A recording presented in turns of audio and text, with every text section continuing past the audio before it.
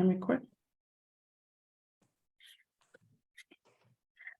Good evening and welcome to the December 19th meeting of the Anne Arundel County Police Accountability Board. My name is Jeanette Ortiz, the chair, and I would like to go ahead and call this meeting to order.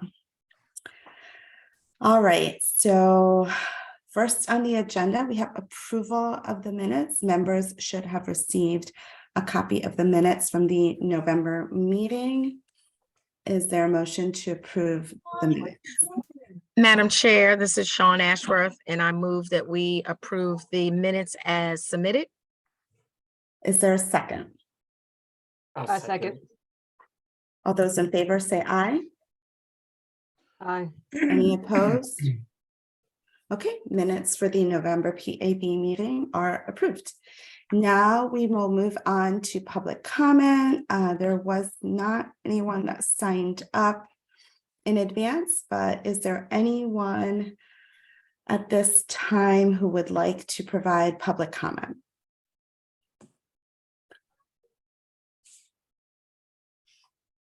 I'm not seeing anything. Jen, are you seeing anything? No, the only attendee we have is our legal counsel. Okay, just want to make sure I don't miss anyone. All right, seeing as we do not have anyone who would like to submit public comment at this time, we can go ahead and move on to our law enforcement agency update. Just as a friendly reminder to the public, in accordance with state law, the county law enforcement agencies are required to provide the PAB a quarterly update. So we had our first round at the last meeting, and this is our second round with our next three agencies.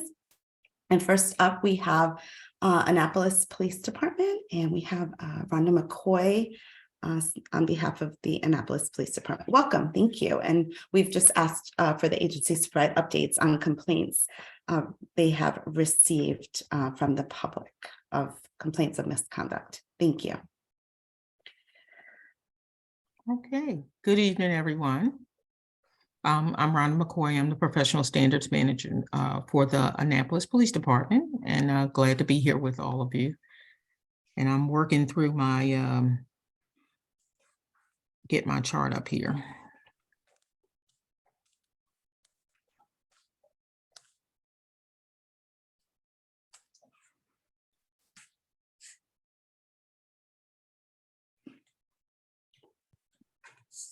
Okay, so currently we have 7 complaints. Those complaints are one for improper performance of duty that was from July 6, 2022.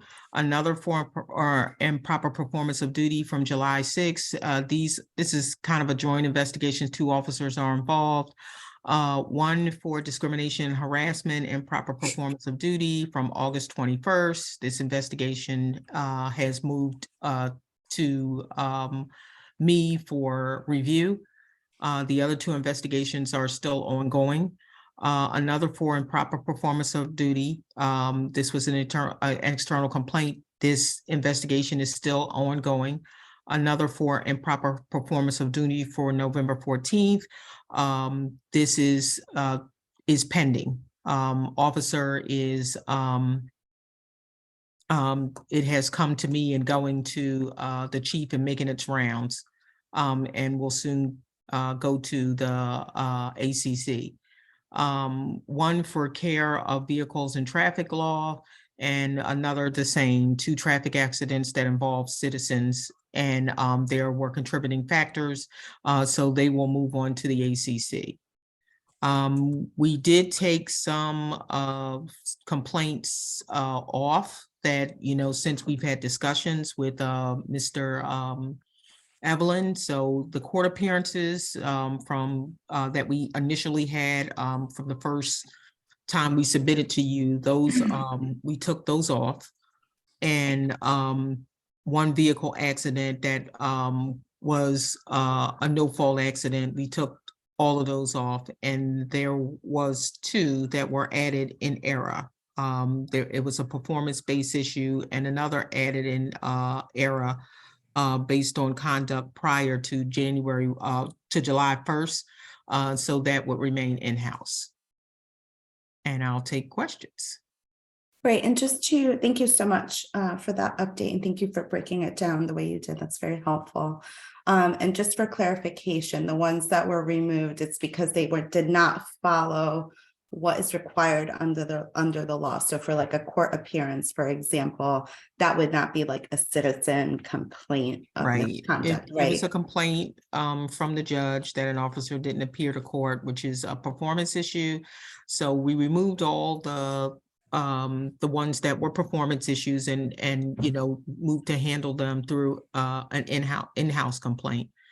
And then there was the one that was again another performance issue, and the other one was an incident. It had the makings of it, but the incident occurred before July 1st, before the Right. law took effect. Great, thank you. And just as a reminder to the public, state law is very clear as to what complaints are submitted to the PAB, and those are complaints of alleged police misconduct submitted by a member of the public after July 1, 2022. So anything before July 1, 2022 would be under the previous process, and anything that is submitted by like a judge or a fellow officer, those are handled in a different manner by the department. So just that folks are clear on that.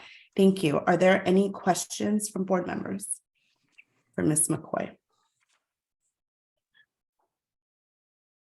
I would like to add that we are finalizing our policy on these procedures, and they will soon be up by the first of the year. You can find them on our website under G1. This will include, we're going to be sending our policy for our hearing board process, administrative hearing board process to Mr. Jensen. We anticipate, finalizing that policy in the new year. And the citizens can find those two very important policies, G1 and G7, on our website. Thank you so much for that update. We appreciate that. Thank you. That's good to know and good for the public to be aware of. All right. Well, I don't see any board member questions. So thank you so much for being with us this evening. You're welcome to stay, or you can have the rest of your evening back. Thank you. All right. Moving on. Have a Merry Christmas. You as well. Thank you, and Happy New Year. Moving on next to Anne Arundel County Sheriff's Office, and we have our new sheriff, Mr. Sheriff Everett Sesker. Welcome. Thank you so much for being here this evening. And I see that you have some other staff with you. So if you would like to introduce who is with you, that would be great. Thank you so much. Sure. I have my Colonel, Lieutenant Colonel James Williams with me today. And we have Lieutenant Corcoran, he's with us. And from our internal affairs section, we have Corporal Billy Gross. Yes. Great. Thank you. Welcome, gentlemen. Thank you so much. Corporal Gross will be going over our cases. Good evening, members of the board. Since July 1, the Sheriff's Office has received 4 complaints from members of the public. One of them involved an attention to duty, is basically a driving issue. Once the complainant was contacted, he voiced a concern mainly on the appearance of our vehicles. We have ghost markings, some of our marks, and they're very difficult to see during the daytime. And some members may have questions whether it came up an auction block or something like that.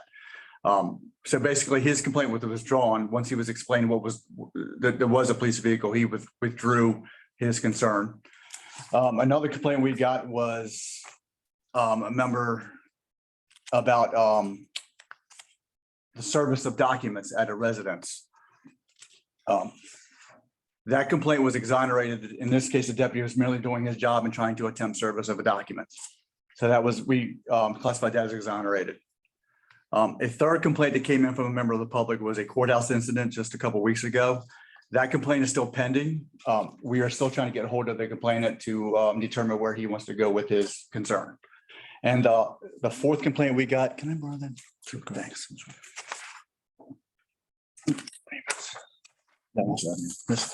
That's right here. And the last complaint we got was a force complaint where deputies had to use some force to make an arrest on a felony warrant. And in that case, it was exonerated. The deputies were viewed on body camera and those cameras were viewed and the entire incident was captured. And then the supervisor, let's just say the commander did a write-up on it and he basically exonerated the deputies for basically doing what our force under policy. And those are the 4 complaints that we have received that involve the public. Great, thank you so much for providing those updates. We really appreciate it. Are there any board member questions? I see Danny and then I see Sarah. Sorry, I couldn't get my electronic hand quick enough there. I was just following up. Welcome, Sheriff Sesker. I appreciate you being here and congratulations. Just with the one use of force complaint that we mentioned there, was there any injury to the person? Yes, sir. He had minor injuries and it amounted to cuts and bruises to our knowledge. Okay, cuts and bruises. Okay, thank you very much. Yes, sir. Sarah? Yeah, I'm just curious because I've never heard the term before. What exactly is a courthouse incident? I'm sorry, I should have clarified that. That was more of a courtesy issue where it was a shouting match to describe it more in detail. Does everybody understand the difference between the sheriff's office and the police department on what we handle and what we do? Does anybody Yes, have any questions on that I can answer for you? We received a really great overview on our first update. So I don't know if you have questions, but yeah, it was a really good update. Okay. You're good, Sarah. Okay, I see Barney's hand up.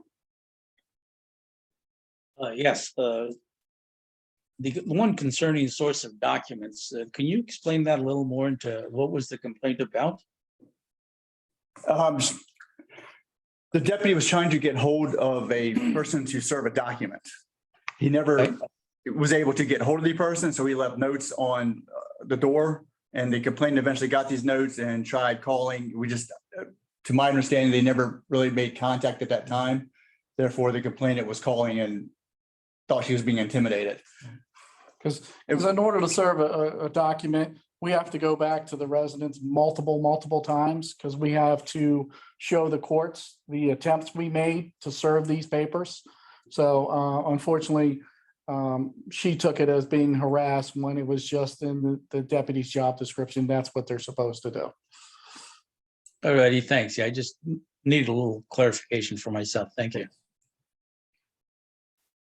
Thank you. Are there any additional questions from board members? Okay, seeing none. Thank you so much, gentlemen, for being here this evening. Welcome again, Sheriff Sesker. We look forward to continued collaboration. You are welcome to stay on, or you can have the rest of your evening. Thank you so much. Thank you. Thank you. Have a great holiday. You as well, and Happy New Year. All right. All right, and from the Crofton Police Department, we have Chief Fox. Welcome again, Chief Fox. Thank you so much for being here this evening.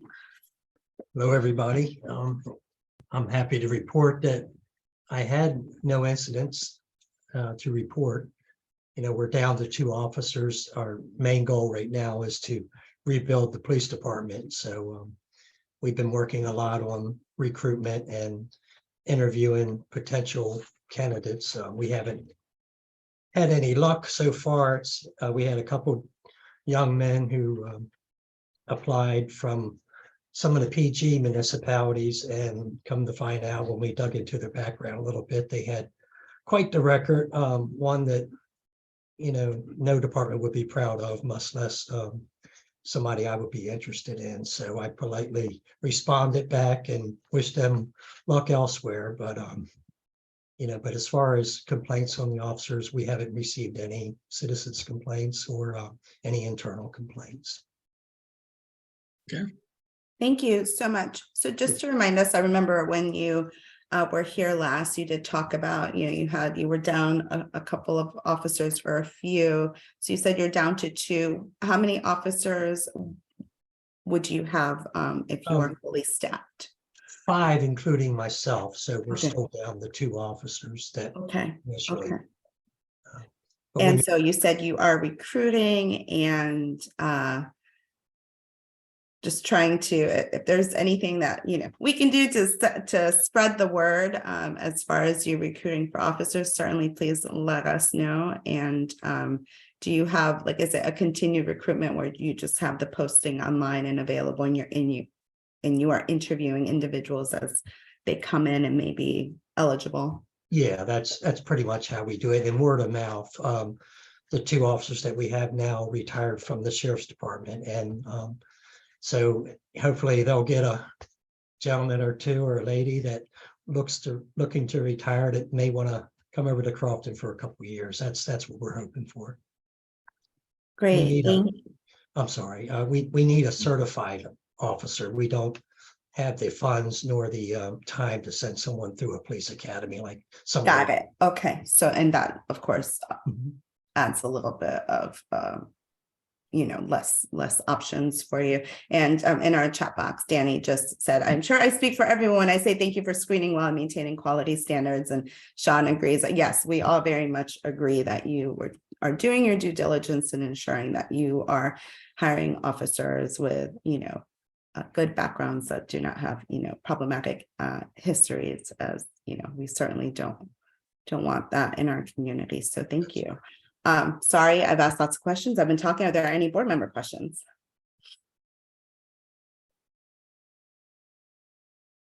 All right, seeing none. Thank you again, Chief Fox. I hope you feel better. Happy holidays and Happy New Year. Thank Merry you. Christmas, everyone. Bye-bye. Bye-bye. All right, so moving on, we have an annual report update. Just as a reminder, we've discussed the annual report at the last 2 meetings, October, November. Board members should have received what we believe is the final draft of the annual report. There might be some tiny little, sort of stylistic or grammatical things, but Jansen and Jen have done a wonderful job of editing and reviewing. So I'm going to turn that over to Jansen. Thank you. Yes, and I definitely want to say that in terms of the design, the final draft, that's all Jen Rogers. I have no artistic or creative skill set, and I applaud that. I applaud her for her work. I just want to also note, just in terms of like it's our final draft, and you guys are reviewing it for any additional last minute edits or comments. But I also have law. I have our legal counsel reviewing it as well. So, and with a particular focus on any of the recommendations. So, if there are any substantive edits to particularly those recommendations, or not edits, but if he gives me any particular suggestions or advice that I will definitely pass it on to you and let you know. Other than that, I think once I have his feedback, once I've made those changes, we send it back over to you, and then we send the bad boy to print. And I think it will be, per the law, it is due to the county council along with the county executive by December 31st. So at a minimum, it would be emailed as a PDF form, but also hand delivered as well to those respective the council members along with the county executive. And the chair and we've been having some brief discussions about how, like, is there communication, press, et cetera, like release. So once a final determination is made as to that, it'll be done. So I think we have an annual report. The board, you guys have given tremendous feedback. It reflects all of the discussion points, and I think we have a product that we can definitely stand behind, and it blends both the concerns of some of the concerns that we've heard, both residents as well as law enforcement agencies, but also some of the challenges that we've encountered throughout the past 5 months. So thank you all for your hard work. Yeah, and thank you so much. Thank you again, Jansen and Jen, for all of your work and helping to draft and review, and Jen for your beautiful stylistic skills. I too am not very artsy or creative at all. And a shout out to Ethan Hunt in legal office as well for all of his assistance and feedback. So thank you. It's definitely been a team effort. So with all of that information and background, is there a motion to adopt the 2022 PAB annual report subject to final correction for style and format? Madam Chair, Sean Ashworth, I move that we accept the outstanding report put together, format and all. Is there a second? I second that motion. All those in favor say aye. Aye. Aye. Any opposed? All right, so we have officially adopted the report. We look forward to submitting it to the county executive and the county council, and then it would also be available on the PAB page on the county website for the public to see. And as Jansen mentioned, he will certainly be in touch if there's going to be any sort of communication to the public about it. I know folks are obviously very interested in this issue.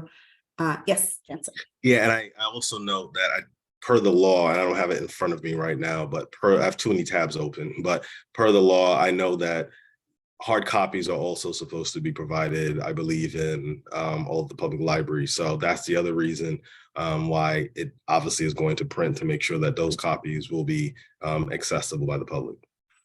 Ooh, thank you for saying that, because I know the law does not require us to submit the report to the General Assembly, but I know we had recommendations that impact the work of the General Assembly. So is there consensus that the report be submitted to the appropriate committees of the General Assembly that have oversight over police accountability issues?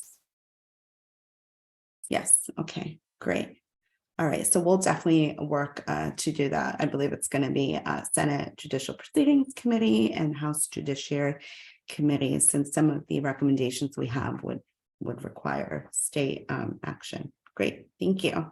Also, do you want, just as a, I don't know, and it's completely fine if you don't, but to the local delegation?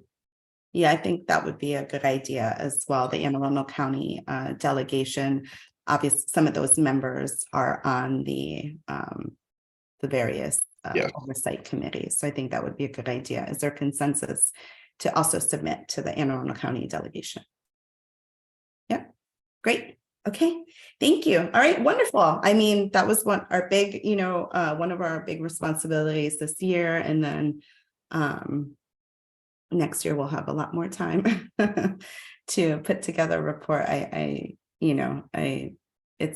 think it's a really solid work product of all the work that we put into really listening to the public and the agencies and sort of the things that we've gathered, and being able to put that document in such short order. I'm just really proud of our work. So thank you, everyone.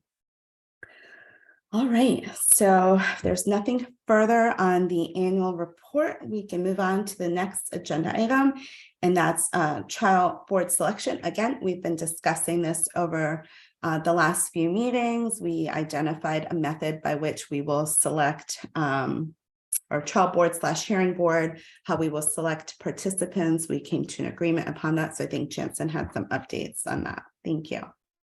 Yes, following and I know it's as the chair, Madam Chair noted, over the past 2 months, the board has had lots of discussion over the size, as well as how to ensure that members of the public will be able to join.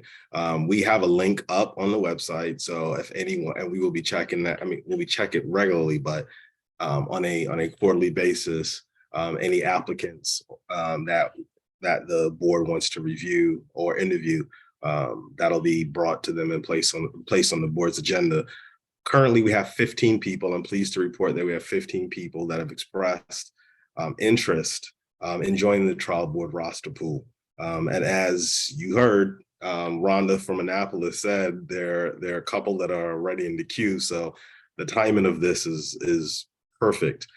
We already have 8 that have registered for training on December 21st and December 22nd at the Maryland Public Safety Education and Training Center in Sykesville.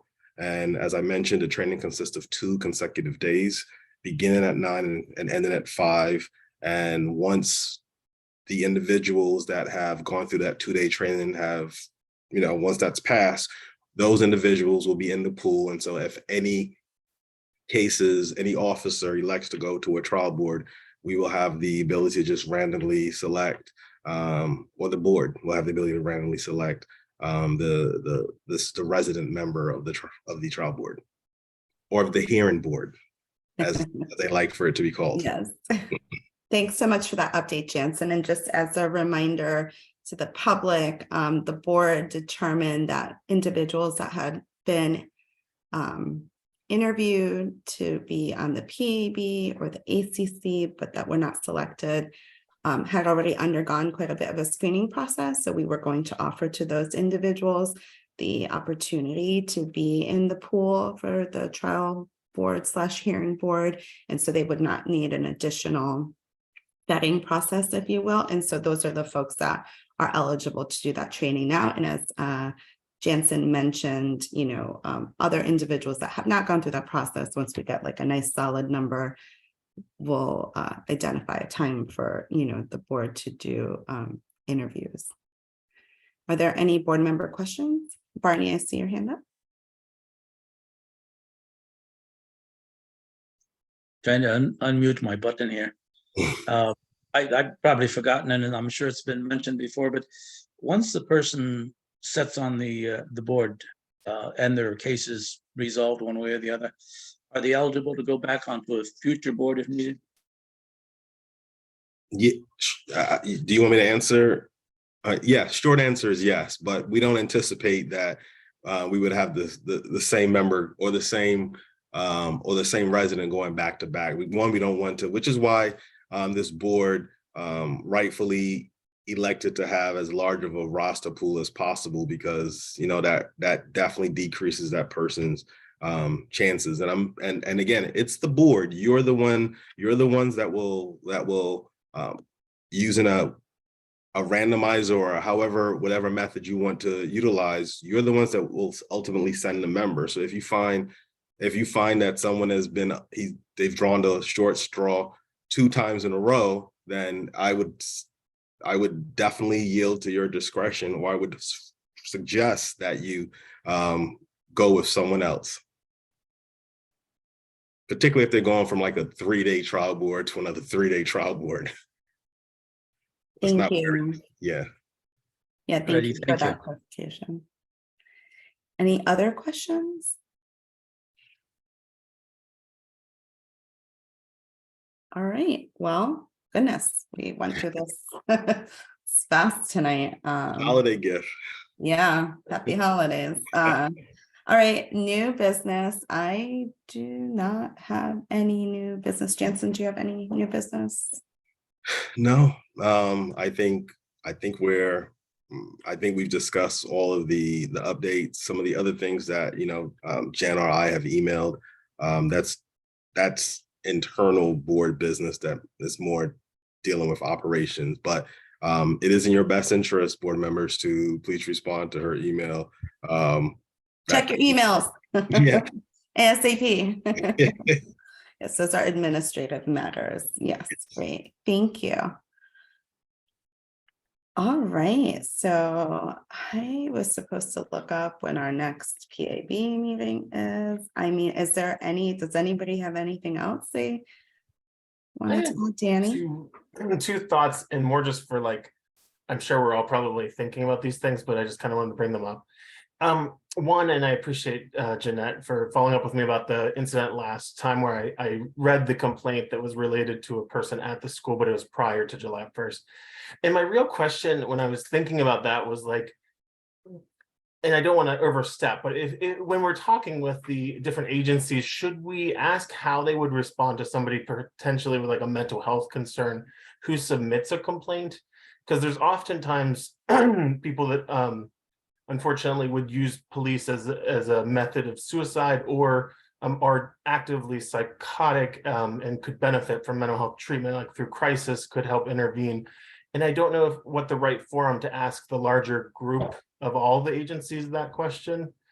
That may be like maybe like an email we can submit to Okay. all the agencies, and we can have more of a discussion on it, because I know this is an issue that is of top of mind to many in the public as well as the board. So maybe we could submit an email, allow them to respond, and maybe we can discuss amongst ourselves at a future meeting, or wait until the agencies are before us in 3 months.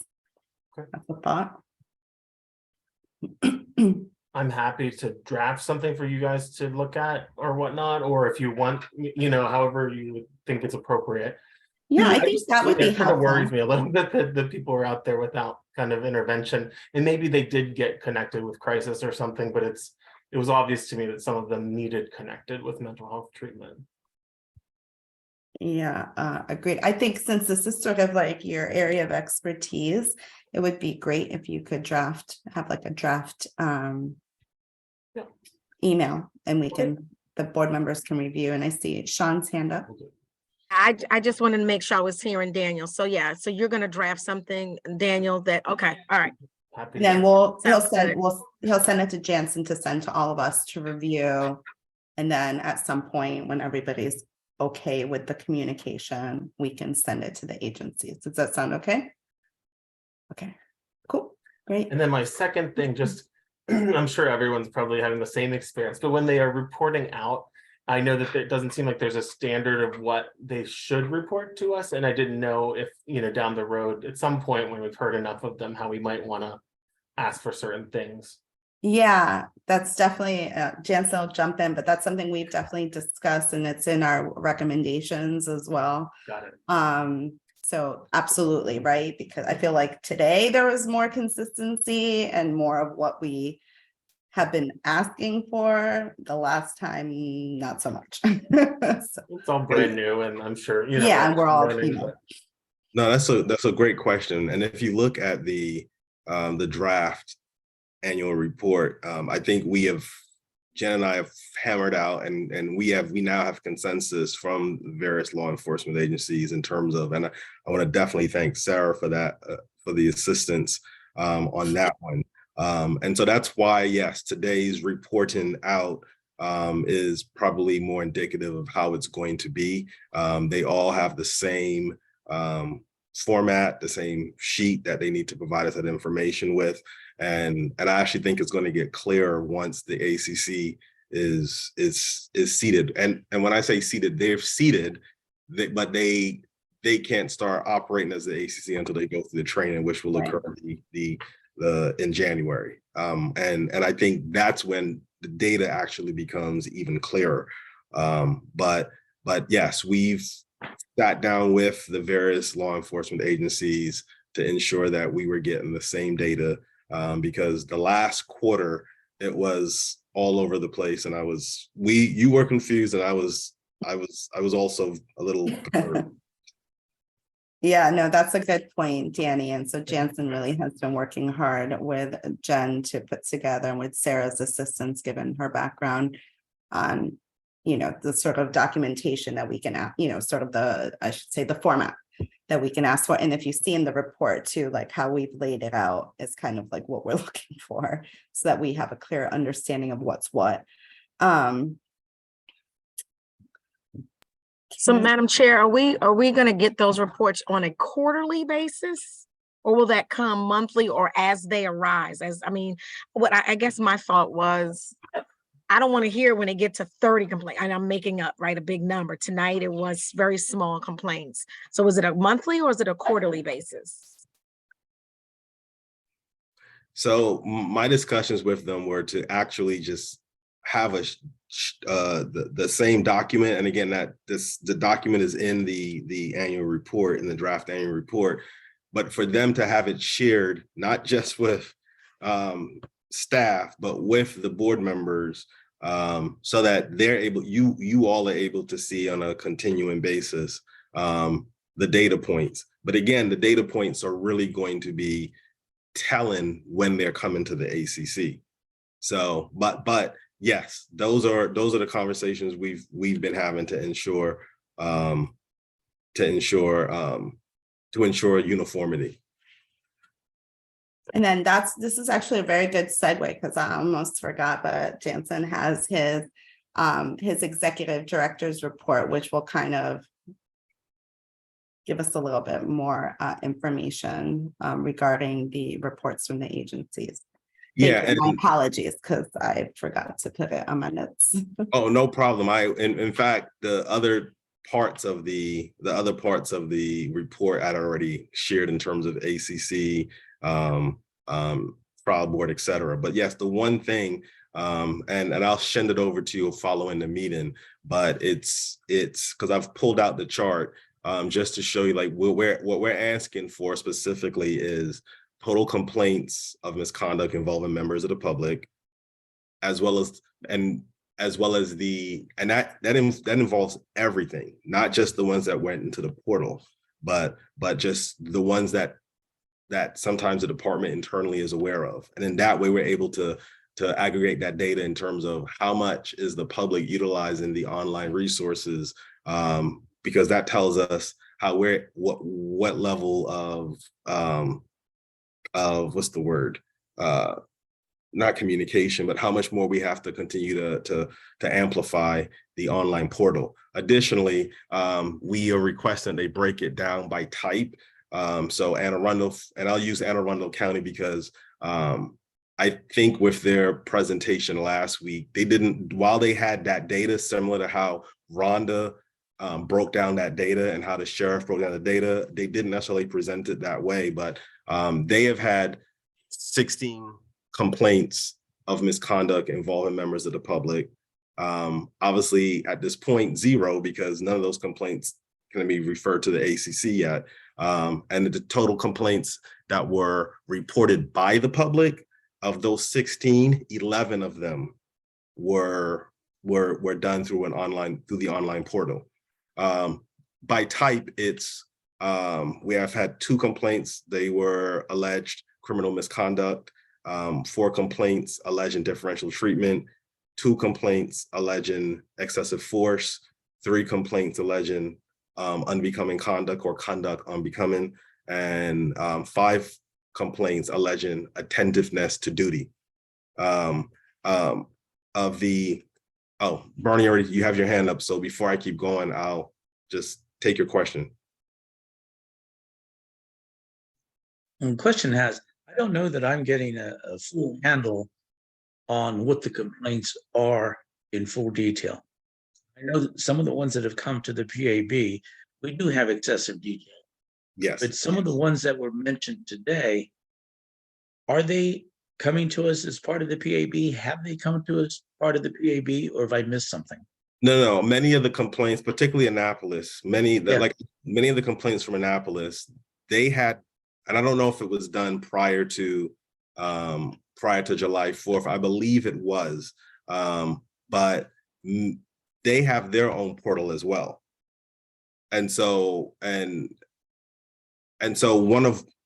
this was at least one of the draft recommendations that if I were making the recommendations, would have said maybe there's a way to have the PAB portal be like on all of the various law enforcement agencies, but they have their own portal. And when they get that data from those, when they get a complaint that comes in, they proceed to then investigate it. Again, if it had come into the portal, we would be aware of it.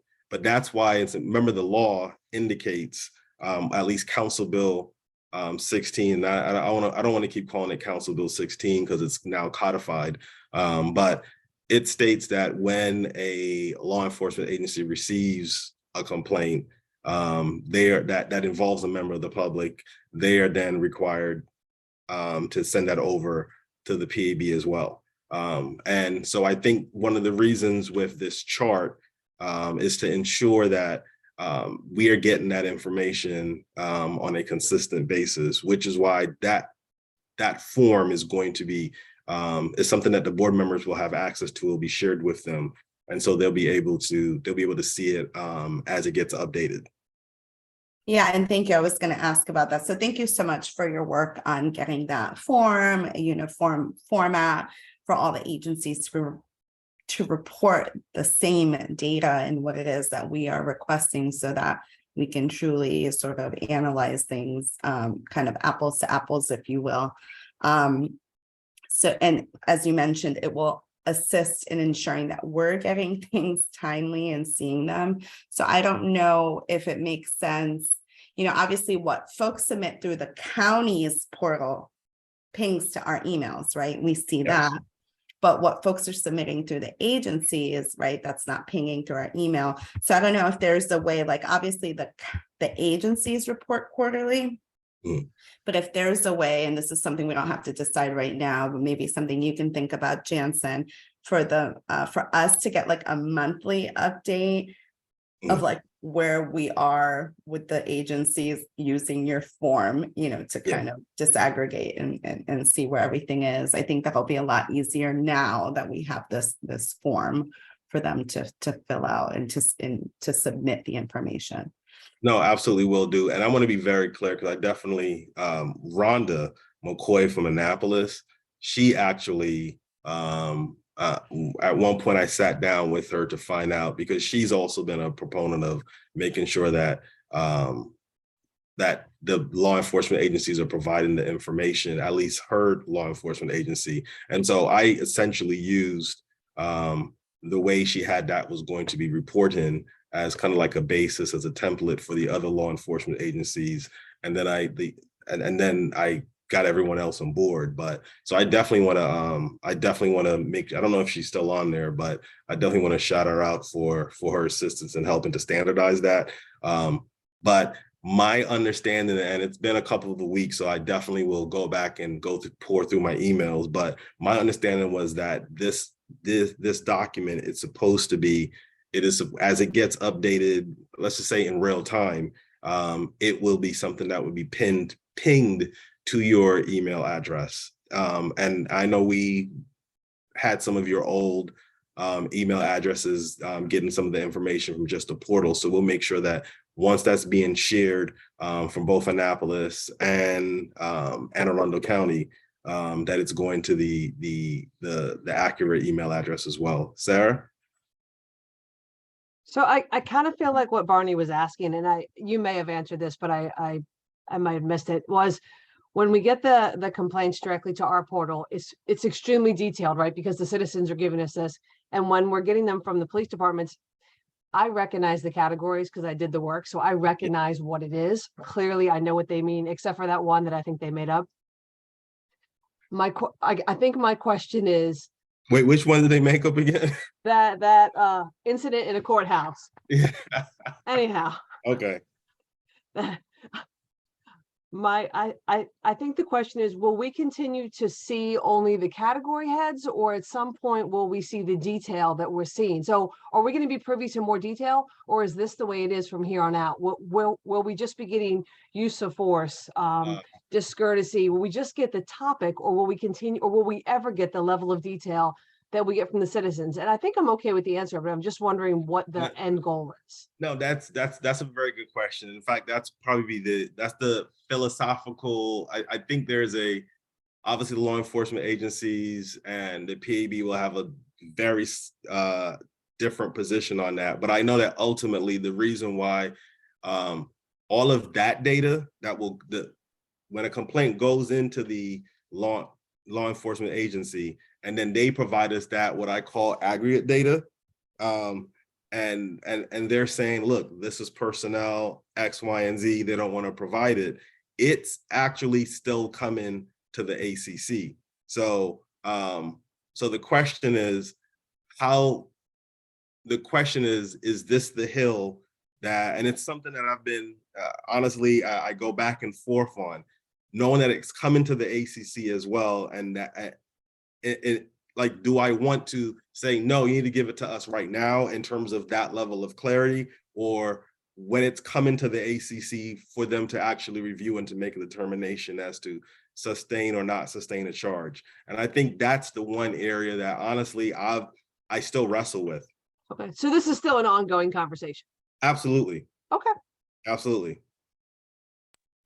Yeah, and I would just say that, I understand the whole personnel, but except for the fact that the PAB also has the ability to receive things directly and there's no personnel argument there. So again, these are And plus there's a conversations that we're confidentiality. having, that Jansen's working through. And I think, given the level of collaboration that we've had, I'm hoping that we can get to even if we can get a little bit more information, right? Yeah. Just a little bit more, but even a summary, right? It doesn't have to be every detail, but even a summary of the incident so that we have a better perspective of. Right, almost like a subcategory, because you say things like improper performance of duty. I could probably list 20 things. What is, you don't have to tell us the person, the day, the time, but what is the infraction? You Right, can tell what's us the that. conduct? What's the alleged misconduct? Did you fail to give out your badge name upon request? Did you Exactly. fail to, what did you not do or do? That to me is not confidential. Going deeper into that, I would agree, might be some break of something, but to maybe tell us what the actual infraction is. And they kind of did lean into it as they were telling us, but they Yeah. were skimming quickly. Yeah, I think that's a good compromise, right? We don't need Yes. to necessarily know the badge number, the date, just what's the alleged infraction, what allegedly happened. Thanks, And Sarah. then also there's signed confidentiality agreements from the PAB. So. Right, exactly. We signed confidentiality agreements to ensure that this information stays confidential. I see, Barney, is your hand up from earlier, or is that a new? No, he raised it again. Okay. No, it's still here. I'm sort of following up with Sarah. I agree with her 100%. And she probably suspects, as an investigator of any nature, not that a lot of us aren't thinking the same way, we may see procedural issues in the details that we may want to monitor along the way before it goes to the ACC. So that we can begin to formulate, well, here's a practice that maybe they need to revisit whether it's good or indifferent. You don't get all that finite detail, we may miss something. And I think our job is one, policing and police policy. So we may see some policy shortcomings in the overall details that are kind of important. And I wouldn't want to overlook those. So Jensen, I see the position you're in of wanting more, and how much more should we push them at this time? But in the end run, Sarah, you may agree with me. I want all the detail I can get so we begin to evaluate. Is that fair, or am I missing something? No. My job is to do what the board instructs me to do. And I know at the beginning, it was more like, all right, different agencies were providing the information differently. So at first I didn't know how I wanted that information to look. That's where Sarah helped me figure out, this is how to standardize it. Now, I do think the next step is to ensure that, because as they start to see that, look, this is going to the ACC anyway. This is going to the ACC anyway. There's also a confidentiality agreement in place by members of the PAB. And it's not like we would get that information and then say, hey, let's share screen during a public meeting so that we can just jot down all the tea. That's not what we're doing. So, but yes, I also think now the complaints that come in from members of the public, they tend to go to the other extreme and that they provide a lot of the detail, but in many times, it's the wrong agency. Like several have been the Maryland State Police, and we have to say, look, this is like, they assume because it occurred within the boundaries of the jurisdiction that it's inherently either Annapolis or Anne Arundel, and it could be like natural resources police and things like that. And so we've had several of those. But yes, you're right. I don't necessarily want the same level of data, but I definitely want it to include summaries just so you can be like, oh, this alleged, again, the discourtesy because of an encounter at a traffic stop or something. Like you can have that without saying officer so-and-so did this to complainant X, Y, and Z. So I everything you're saying resonates with me. Yeah, this is a good discussion. And I think that, it's a good argument if we can find some sort of compromise to get at least a summary, because that will help us. I think we're all saying is really do our jobs effectively in oversight. And that's the only real way we will see patterns of behavior, right? Or lack thereof. And so having a little bit more information. So thanks for this discussion. It was a good conversation. And last thing, Madam Chair, like to also touch on Barney's point, like, because again, part of it is policy. So I think it's very, and I was happy that Ms. McCoy from Annapolis indicated that she would share like their policy revisions and updates. And I think when those get shared, it obviously is, this is where the board should definitely review and comment. Absolutely. Yes. Thank you for reminding us of that. I was thinking the same thing. I was like, ooh, I'm used to reviewing regulations and whatnot. So I think that would be really great for us to have the opportunity to review and provide feedback. So yes, very appreciative of Annapolis doing that for us. I would also think that too, over time, I guess, if we see a bulk of complaints in one of the sections, like attentiveness to duty, we could even do a deep dive and look at all of those complaints and categorize those. I mean, so I guess, again, I just was talking, I know it's very new to all of us, but I think, yeah, I agree. And I think we can figure out some way to get the information we need at some point. That's good. Yeah, because you're right, because when you look at Annapolis, most of the complaints that they've received deal with attentiveness to duty. So then if that continues to be a trend, you say, what's happening there? Yep. And then you have those conversations with the respective agency heads or representatives when they come to meet with you. Well, and you end up saying, what is attentiveness to duty? Like, what is that? Define it. Tell me what it is. Give me examples. We're going to have those conversations. Yeah. Doing that. Yeah. Because improper performance of duty, like that is so broad. I mean, that's like misconduct. Yeah, I mean, everything. So many things. And from those who are familiar with like the now repealed LEOBR, I mean, unbecoming conduct was like a catch-all phrase for when they want to smack someone on the hand. So the question is like that's where you need not just the category, but like what are the facts surrounding that particular charge.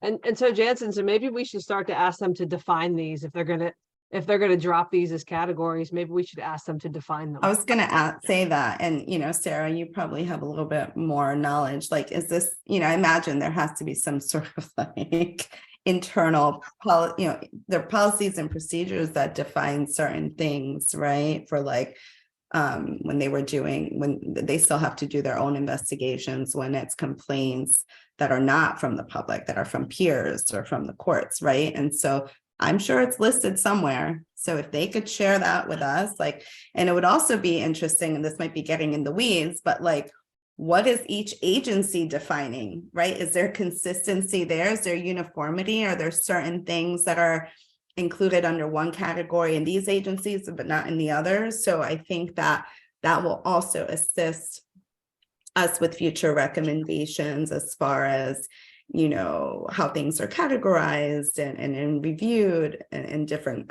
forms of misconduct. And so I think that's definitely a conversation for us to have with the agencies. What are your policies, procedures, internal documents, manuals, whatever it may be, as far as conduct, and what do you consider to fall under that? Obviously, it has to be written somewhere, and I'm sure, that's public information just to help us. It definitely is, and that's actually public. So that's something that actually, not to give Jen or anyone work, but once we go back over this recording, because I wasn't writing down notes, like that's something that's really easy to say, you know what? Find a folder, create a folder for you all that you guys can all access with respect to the various law enforcement agencies, general orders, or because then that way, because I can tell you they're defined there. And I sometimes forget that it's like, I'm so accustomed to these phrases and these terms that it's like, yeah, it's unbecoming conduct, it's excessive force, it's this, that, but it tends to be the same across agency, except they may include things or omit things that another agency doesn't. So, and I remember from the first meeting, I think Crofton indicated that they pretty much just copy Anne Arundel County's general orders. But then you have a more sophisticated or larger agency like Annapolis, where they don't have to copy another like anyone else's agency. So that's where you see the similarities and the distinction. So I can definitely get the general orders, and those can be placed in a folder where you guys can easily access them. Great, thank you. I think that would be wonderful. Any other questions or comments? Anything else from you, Jansen? No, ma'am. Thank you. That was super helpful. Really appreciate that update. I'm glad I remembered to make sure you were able to provide it. And I did just want to mention, just as an FYI to the public, I did see that there was members of the public with hands up earlier. And just as a friendly reminder, we don't take Q&A during the meeting. However, we do provide for public comment at the very beginning of each meeting. If you are unable to sign in before that time, please do send us an email with any questions or comments you may have. And, we're happy to receive that and respond. Or, you can submit it via mail, email, etc. But we do not take Q&A or comments after the public comment period. So I just wanted to make sure folks were aware of that. We're not ignoring you. We're just moving through the agenda, and we do have an established public comment period at the beginning of each meeting. All right. Well, without anything, we have nothing further. Moving on the agenda, announcements that I have is at the next meeting. Oh, actually, before I announce the next meeting, I just wanted to remind folks as well that, the board at the last meeting, and we've discussed this at previous meetings, about having in-person meetings in the community. And so we agreed to do in-person kind of town hall listening meetings in 23 in the 4 Anne Arundel County Police Department districts, to allow members of the public to come and, speak to the board and provide feedback. And so we are working on that and acquiring public space to be able to hold those meetings. So we haven't yet nailed down exactly which of the meetings will occur in public, but the goal is one, as soon as possible, and ideally not when we have a law enforcement agency update, so that meeting can be dedicated solely to public comment and participation. So just a friendly reminder there. So the next meeting of the PAB will be held on Monday, January 23rd at 6:30. Thank you, Jen, for sending me that. And if there's nothing further, is there a motion to adjourn this meeting? Madam Chair, I move that we adjourn this meeting of the PAB for December 2022. Is there a second? I will second. All those in favor say aye. Any opposed? No. All right. Well, thank you everyone for being here this evening. Happy holidays and happy new year to all, and we'll see you in 2023. Have a good evening. Jansen, a big thank you to you and Jen for an outstanding job. Yeah. Yes, thank you Appreciate so it. much. Thank you, and happy new year, and happy holidays to everyone, including our regular attendees from the public. Yes, absolutely. Thank you. Feedback. All right. Good Take night. care, everyone.